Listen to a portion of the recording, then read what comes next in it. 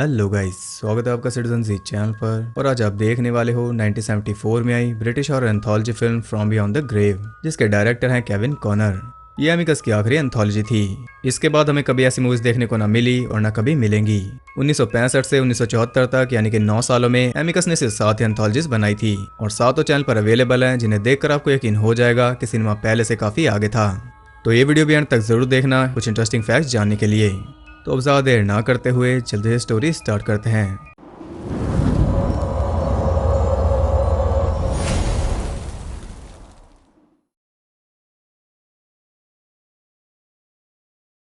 Movie के start में हम देखते हैं एक एंटीक शॉप को, जिसे चला रहा एक बूढ़ा आदमी जो कि है पीटर कुशिंग। उसके पास एडवर्ड नाम का एक आदमी आता है जिसे एक एंटीक मिरर पसंद आ गया था और वैसे तो वो काफी महंगा था, लेकिन एडवर्ड ओनर का पागल बनाकर उसे काफी सस्ते में ले जाता है।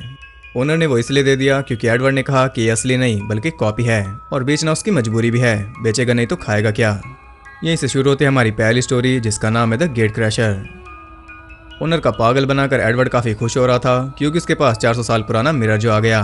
उसके दोस्त भी काफी इंप्रेस थे। यहाँ उसकी एक दोस्त कहती है कि हमें सियांस होल्ड करना चाहिए, यानी कि एक साथ बैठकर आत्माओं से बात करनी चाहिए। अब पता नहीं उसने ये क्यों कहा, लेकिन एडवर्ड इसके लिए राजी हो गया। वो अंधेरे में बैठकर आत्माओं को बुला रहा था और उसकी पुकार सुनकर कोई तो वहां पर आ गया। हम देखते हैं कि उस मिरर के अंदर एक अजीब सी शैतानी आत्मा आ चुकी थी। अचानक एडवर्ड बेहोश हो जाता है और वो पहुंच चुका था एक अलग ही दुनिया में, जहां पर वह शैतानी आत्मा उसकी तरफ बढ़ रही थी और वो उसे स्टैब कर देती है। तभी वो जाग गया था। उसे समझ नहीं आ रहा कि ये क्या हुआ। क्या रात को जब वो सो रहा था तब वो आत्मा फिर से अपेयर होती है और वो उसे बुला रही थी। जब वो उसके पास जाता है तो वो आत्मा कहती है कि मुझे खाना दो, और उसका खाना है इंसान। एडवर्ड बाहर से एक लड़की को लेकर आता है और आत्मा के कहने पर उसे मार देता है। तब उसकी आंख खुल जाती है। उसे लग रहा था कि शायद ये कोई बुरा सपना था, लेकिन उसके कपड़ों पर और सोफा पे लगा खून कुछ और ही बता रहा है, और ये तो बस शुरुआत थी। अब ये उसका रूटीन बन चुका था।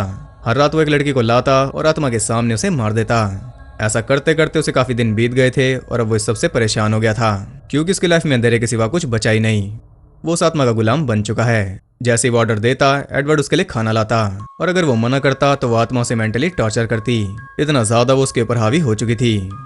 वो आत्मा कहती है कि बहुत पहले मैंने भी ऐसे सैक्रिफाइस दिए थे, अब तुम्हारी बारी है, और ये तब तक चलेगा जब तक मैं फुलफिल नहीं हो जाता। हम देखते हैं कि आत्मा धीरे धीरे इंसानी रूप ले रही है। ये कमाल है उन सैक्रिफाइसेस का जो एडवर्ड दे रहा है। उन सब का खून पीकर ये ह्यूमन फॉर्म ले पा रहा है। अभी ये अंधेरों में रहता है, लेकिन जल्दी ये दिन की रोशनी में चलने लायक हो जाएगा। और इधर एडवर्ड है जिसकी हालत दिन ब दिन और खराब होती जा रही है। तंग आकर वो उस मिरर को ही तोड़ देता है और उसे लग रहा था कि वो फ्री हो गया। तब उसके पास उसकी गर्लफ्रेंड पैम की कॉल आती है और वो पूछती है कि क्या मैं तुम्हारे घर आ सकती हूँ। एडवर्ड साफ मना कर देता है क्योंकि घर में तो चारों तरफ खून ही खून है और उसकी हालत भी कुछ खास अच्छी नहीं है। लेकिन ये हालत और ज्यादा बिगड़ने वाली है क्योंकि वो मिरर अपने आप ही जुड़ गया, यानी कि उससे पीछा छुड़ाना नामुमकिन है। यह एहसास होते एडवर्ड पैम को अपने घर बुला लेता है। आज का सेक्रीफाइस उसका। पैम उसके घर पहुंच गई थी, लेकिन अब वो सोच रहा है कि उसे ना मारे। वो आत्मा से बहस करता है, तब जाकर वो कहती है कि किसी और को ढूंढ के लाओ। एडवर्ड पैम को बाहर से ही वापस भेज देता है। उसके रूम के नीचे जो आदमी रहता था वो आराम से बुक पढ़ रहा था, तब इसकी बुक पर गिर जाता है खून। उसे लगता है कि शायद पेंट है, इसलिए वो सीधा पहुंच जाता है एडवर्ड के पास, और उसके लिए तो अच्छा ही था क्योंकि अब उसे शिकार के लिए बाहर नहीं जाना पड़ेगा।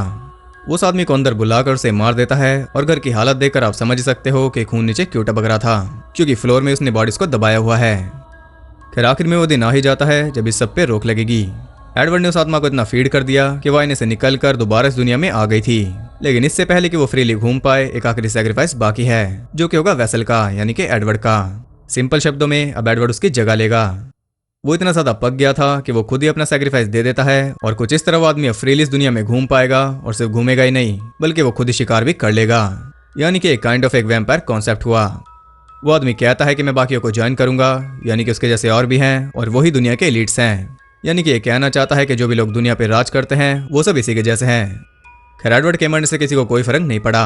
अपार्टमेंट रिन्यू हो गया और वहाँ और भी कई सारी फैमिलीज रहने आई, लेकिन वो मिरर वहीं रहा। उसने सालों तक किराएदारों को आते जाते देखा, और सालों बाद वहाँ एडवर्ड के जैसे कुछ और लोग आए जिन्होंने रैंडमली आत्माओं से बात करनी चाहिए, और इसका रिजल्ट ये निकला कि एडवर्ड की आत्मा आईने में अपीयर हो गई। कैद तो वो अंदर सालों से था, लेकिन किसी ने उसे बुलाया नहीं था। अब सर्कल फिर से शुरू होगा और कोर्स पूरा करके एक एलीट इस मिरर अकेडमी से निकलेगा। इसी के साथ स्टोरी एंड हो जाती है। यानी कि पहले आपको सालों तक सब्र करना होगा, फिर कोई रैंडमली आपको जगाएगा, फिर वो आपके लिए सैक्रिफाइस देगा, और आखिर में आप उसी को सैक्रिफाइस करोगे, तब जाकर आप एक सक्सेसफुल वैम्पायर बन पाओगे, या फिर सालों साल इस धरती पर ऐश कर पाओगे। ये काफी मुश्किल कोर्स है, इसे कुछ खास लोग ही कर पाते हैं। वैसे इससे सही तो पुराना तरीका है, किसी वैम्पायर का खून पियो या वैम्पायर से कटवा लो और वैम्पायर बन जाओ। असल में वैम्पायर से ज्यादा ये स्टोरी इशारा कर रही है सीक्रेट सोसाइटीज पर, जिनका नाम लूंगा तो यूट्यूब बुरा मान जाएगा। तो ये थी पहली स्टोरी। सेकंड स्टोरी का नाम है एन एक्ट ऑफ काइंडनेस। ये कहानी है क्रिस्टोफर लो की, जो कि अपनी लाइफ से काफी ज्यादा परेशान है। उस एंटीक शॉप के बाहर खड़ा होकर वो एक मिलिट्री मेडल को देख रहा है, लेकिन उसे लेता नहीं। जब वो अपने घर जा रहा था तो रास्ते में उसे एक रिटायर्ड सोल्जर दिखता है, जो कि मैचिस और शू लेसिस बेच रहा था। इसका नाम है जिम, और ये हमारे डॉक्टर लोमिस यानी कि डोनाल्ड प्लेजेंस। लो से मैचिस लेता है और उसे फालतू पैसे देता है। अगर आप सोच रहे हो कि उसने ऐसा क्यों किया, तो इसका जवाब है स्टोरी के नाम में। वो अपने घर पहुंचता है, जहां हम देखते हैं उसकी वाइफ मेबल को, जो कि एक बुली है, और साथ में उसके बेटे जॉन को, जो कि उसे डांट पड़ता देखकर काफी खुश होता है। लो के घर में कोई इज्जत नहीं है। अगर वो जरा सा तेज बोल दे तो मेबल उसे चुप कर देती है, और जॉन तो इस सब के मजे लेता ही है। उसकी लाइफ ऐसे ही बेजान सी थी, लेकिन थोड़ी बहुत राहत उसे मिलने लगी थी जिम को देखकर। वो डेली उससे मैचेस बाय करता, और कुछ इस तरह उन दोनों के बीच बातचीत शुरू हो गई थी। लो ने जिम को बताया था कि वो खुद भी पहले आर्मी में था और उसके पास मेडल्स भी हैं, लेकिन ये बात वो प्रूव कैसे करे। तब उसे याद आती है वो एंटीक शॉप। वो पहुंच जाता है एक मेडल खरीदने के लिए, लेकिन ओनर उससे सर्टिफिकेट मांग रहा था, जो कि उसके पास था नहीं। इसलिए वो बेईमानी करके उस मेडल को चोरी करके भाग जाता है। वो मेडल दिखाकर उसकी रिस्पेक्ट काफी ज्यादा बढ़ गई थी। जिम उसे अपने घर इनवाइट करता है और लो भी राजी हो गया था। उसी दिन मेबल बताती है कि उसके साथ कुछ अजीब हुआ, किसी आदमी ने उसकी फोटो ली, लेकिन लो इस बात को जरा भी सीरियस नहीं लेता। अगले दिन वो पहुंच जाता है जिम के घर, और यहाँ देखते हैं जिम की बेटी एमिली को, और ये दोनों रियल लाइफ में भी बाप बेटी हैं। वो दोनों उसकी अच्छी खासी खातिरदारी करते हैं, और लो एमिली की तरफ अट्रैक्ट हो गया था, जो कि काफी घटिया बात है। अपने घर ध्यान ना देकर वो रोज ही जिम के घर जाने लगा था, क्योंकि इसमें उसका स्वार्थ था, और दर मेबल के साथ और भी अजीब चीजें हो रही थी, जैसे कि चलती बस में किसी ने उसके बाल काट लिए। एक दिन लोन दोनों को अपने घर के बारे में सब कुछ बता देता है कि कैसे उसकी वाइफ उसे बुली करती है, और वो इस सबसे कितना परेशान है। ये वो सारी हरकतें कर रहा है जो उसके घर को डुबाएंगी। उसी रात मेबल को अपने रूम में एक अजीब सी लेडी दिखाई देती है, जो कि उसे मारने आई थी, लेकिन मेबल ये कहकर टाल देती है कि वो तो बस एक सपना था। अगले दिन जब लो जिम के घर पर था, तब जिम उसे अपनी बेटी के साथ अकेला छोड़कर कहीं चला जाता है, और आधी रात से पहले वो नहीं आने वाला। लो इस मौके का पूरा फायदा उठाता है, और साथ में एमिली भी। जिम के आने से पहले लो जा रहा था, तब एमिली उसे एक डॉल दिखाती है, जो कि मेबल की थी। इसलिए मेबल के साथ अजीब हरकतें हो रही थी। वो कहते हैं कि मैं तुम्हें इससे छुटकारा दिला सकती हूँ, बस तुम ऑर्डर करो, तुम्हारे ऑर्डर के बिना ऐसा नहीं होगा। काफी टाल मटोल करने के बाद लो उसे हाँ कर देता है, और वो उस पैमेला वोरिस जैसी दिखने वाली डॉल को स्टैब कर देती है, और उसके मुंह से खून आने लगा था। ये देखकर लो कहता है कि ये सब बकवास है, भला ऐसे भी कोई मरता है। तो वो कहते हैं कि घर जाकर देख लो। घर पहुंचकर वो देखता है कि मेबल मर चुकी थी, और उसका गेटअप भी सेम वही है जो उस डॉल का था। जॉन उसके पास ही बैठा था, और वो बताता है कि काले कपड़े पहने हुए एक लेडी आई थी, जिसने एक पिन से मॉम को मार डाला। अभी वो कुछ समझा भी नहीं था कि तभी एमिली और जिम भी वहां पर पहुंच जाते हैं। अब लोग के रास्ते का पत्थर हट चुका था, इसलिए वो एमिली से शादी कर लेता है, और जॉन भी काफी खुश लग रहा है। एमिली अपना केक काटती है, लेकिन काटने से पहले वो 2-3 बार लो से पूछती है कि क्या तुम चाहते हो मैं इसे काट दूं, और वो कहता है कि हाँ बिल्कुल, इसे अपना केक समझो। अब फाइनली वो केक काटने जा रही थी, लेकिन केक काटने के बजाय वो काट देती है हस्बैंड के सर को, और तभी उसमें से खून निकलता है। आप समझ गए होंगे कि यहाँ क्या हो रहा है। यहाँ ये कटा और इधर लो मरा, क्योंकि वो डॉल उसी की थी। उसके मरने के बाद वो दोनों जॉन को कहते हैं कि हम बच्चों की प्रेयर जरूर सुनते हैं, ऐसे नहीं तो वैसे। इसी के साथ स्टोरी एंड हो जाती है। ये स्टोरी ऐसी निकली जैसा हम सोच भी नहीं सकते थे। हर कोई गैस कर रहा था कि क्या चल रहा है और क्या होगा, लेकिन जो हुआ वो किसी ने सोचा नहीं था। असल में जॉन चाहता था कि उसे अपने मॉम डैड से छुटकारा मिल जाए। अब पता नहीं प्रेयर उसने किसे की, सेटन को या गॉड को, लेकिन उसकी सुन ली गई। तो यहाँ मेन विलन जॉन था। ये थी सेकंड स्टोरी। थर्ड स्टोरी का नाम है दी एलिमेंटल। रेजी नाम का एक बिजनेसमैन उस शॉप पर आता है, और ओनर की गैर मौजूदगी में वो एक 40 पाउंड के स्नफ बॉक्स में 5 पाउंड का प्राइस टैग रख देता है, क्योंकि उसे वो लेना था। जब ओनर आता है तो वो उसे रेट पूछता है, और रेट था उसके अंदर 5 पाउंड, लेकिन वो उसे 5 में भी नहीं लेता, वो देता है 4 पाउंड।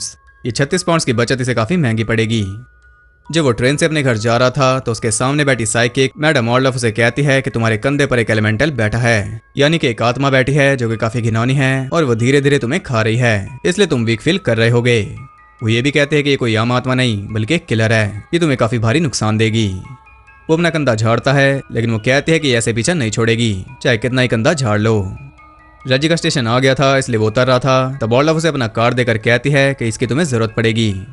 ऑफ कोर्स रजी को यह सब बकवास लग रहा था, लेकिन जब वो घर पहुंचता है तो उसका डॉग उसके ऊपर भौंक रहा था, और डर के मारे वो घर छोड़कर भाग जाता है। वो अपनी वाइफ सुजन के पास जाता है तो वो कहती है कि तुमने अपना कंधा क्यों उठा रखा है, और वो एकदम सही कह रही थी। रैजी चल देता है। तभी सूजन उसे कहती है कि तुमने ऐसा क्यों किया। वो पूछता है कि क्या किया। तो वो कहती है कि तुमने मुझे बहुत तेज मारा, लेकिन रैजी ने ऐसा कुछ किया ही नहीं। वो उससे ज्यादा बहस नहीं करती, लेकिन उसके जाने के बाद वो देखती है कि चोट उसे काफी सही लगी थी। ये पंजा मारा है उस एलिमेंटल ने। क्या रात को जब वो आराम से सो रहे थे तब अचानक कोई सूजन का गला घोटने लगता है। सूजन को लग रहा था कि ये रैजी कर रहा है और रैजी को लग रहा था कि सूजन मजाक कर रही है, लेकिन मजाक तो ये था नहीं। वो लाइट ऑन करता है, तब जाकर सूजन फ्री होती है, लेकिन अब वो उससे दूर भाग रही है क्योंकि उसे यकीन हो चुका है कि रैजी उसे मारना चाहता है। और यकीन तो रैजी को भी हो चुका है कि ऑर्लोफ सही कह रही थी। वो उसके पास कॉल करके उसे अगले ही दिन अपने घर बुला लेता है। आते ही उसने अपना काम शुरू कर दिया था। हालांकि उसका तरीका थोड़ा अजीब था, लेकिन वो अपना काम कर रही थी और वो दोनों भी साफ साफ देख पा रहे थे कि काम हो रहा है। पूरे घर को तहस नहस करने के बाद वो आत्मा चली जाती है और रैजी फ्री हो गया था। ऑर्लोफ भी तभी चल देती है और उनका डॉग भी वापस आ गया, यानी कि सब ठीक है। रात को वो दोनों आराम कर रहे थे और उन्हें लग रहा था कि वो सेफ हैं, लेकिन तभी ऊपर से कुछ आवाज आती है और उनका डॉग फिर से भौंकने लगा था। रैजी ऊपर जाता है चेक करने के लिए, लेकिन उल्टा नीचे पहुंच जाता है। वो आत्मा फिर से उनके घर में आ चुकी थी और इस बार उसने पोसेस कर लिया है सूजन को। वो आत्मा कहती है कि तुमने मुझे मारना चाहा। इतना कहते ही वो रैजी को जान से मार देती है और इसके बाद हंसते हुए वहां से निकल जाती है और यहीं पर स्टोरी एंड हो गई। तो देखा आपने कि 36 पाउंड से कितने महंगे पड़े। कुछ पैसे तो उसने बचा लिए थे, लेकिन अफसोस जान नहीं बचा पाया। अब वो आत्मा ओनर ने उसके पीछे नहीं छोड़ी। वो तो बेचारा बहुत शरीफ है। वो उसका खुद का कर्म था जो वो आत्मा उसके पीछे लग गई और उसे बर्बाद करके छोड़ा। तो ये थी थर्ड स्टोरी। फोर्थ स्टोरी का नाम है द डोर। विलियम नाम का एक राइटर उस शॉप पर आता है और उसे एक भारी दरवाजा पसंद आ गया था। उसका प्राइस था 50 पाउंड्स, लेकिन विलियम देता है 40 पाउंड्स, जिन्हें ओनर वहीं पर छोड़कर चला गया था और विलियम की नजर उन्हीं पर है। जब वो वापस आता है तो विलियम उसे एड्रेस देकर चल देता है और ओनर उन पैसों को गिनना शुरू करता है। आपको क्या लगता है विलियम पैसे ले गया होगा? खैर जब वो दरवाजा उसके घर पहुंचता है तो उसे लगा देता है कबर्ड पर, जो कि उसकी वाइफ रोजमेरी को काफी अजीब लग रहा था, लेकिन विलियम के हिसाब से ये एकदम ठीक है। वो कहते हैं कि ऐसे रूम का दरवाजा होगा जिसके अंदर बड़ी विंडोज हो, एक फायरप्लेस हो और रूम का कलर हो ब्लू। उसी रात जब विलियम उस दरवाजे को खोलता है तो उसे ले जाता है एक रूम में जो कि बिल्कुल वैसा ही था जैसा रोजमेरी ने बताया था। वहां पर एक आदमी की पेंटिंग थी और साथ में एक और दरवाजा था जिसे कोई खोल रहा था। इसलिए विलियम जल्दी से भागकर बाहर आ जाता है और दोबारा दरवाजा खोलने पर वहां कुछ भी नहीं था। इस बारे में वो रोजमेरी को भी बता देता है। अगली रात जब वो काम कर रहा था तब वो दरवाजा अपने आप ही खुल जाता है और इस बार वो रूम वहीं पर था। अंदर विलियम को कुछ नोट्स मिलते हैं जो कि लिखे थे सर माइकल सिनक्लेयर ने, जिसकी वो पेंटिंग है। उसने लिखा था कि दरवाजा उसने बनाया ताकि वो इसके अंदर आने वालों को ट्रैप कर सके और उनकी सोल को निकाल कर वो हमेशा अमर रहे। इसमें लिखी एक बात सच है। विलियम को भी यकीन हो जाता है जब वो देखता है सिनक्लेयर को, जो कि उसी की तरफ बढ़ रहा था। वो अभी तक जिंदा है क्योंकि वो सोल खाता है। उसे देखकर विलियम जल्दी से बाहर भागता है और दरवाजा उसने खुला ही छोड़ दिया था। वापस आकर वो देखता है कि दरवाजा बंद था और उसके पीछे कोई रूम नहीं था। रोजमेरी के सामने वो झूठा साबित हो गया। खैर उसे परवाह नहीं क्योंकि अब वो वहां से निकलना चाहता है। वो रोजमेरी को सामान पैक करने के लिए कहता है, लेकिन जल्दी वो दोनों समझ जाते हैं कि वो उस घर में फंस चुके, वो बाहर नहीं जा सकते। यह असर है उस दरवाजे का। वो फोन ट्राई कर रहा था जो कि ऑब्वियसली काम नहीं करेगा और इतने में रोजमेरी जाकर उस डोर को खोल देती है क्योंकि वो उसे खींच रहा था। जब तक विलियम वहां पहुंचता है सिनक्लेयर रोजमेरी को पकड़ चुका था। तब विलियम एक कुल्हाड़ी से उस दरवाजे को तोड़ रहा था और उससे सिनक्लेयर को भी दर्द हो रहा है, साथ ही वो रूम भी तहस नहस हो रहा है। विलियम जाकर रोजमेरी को बचाता है, लेकिन सिनक्लेयर उसे रोक रहा था।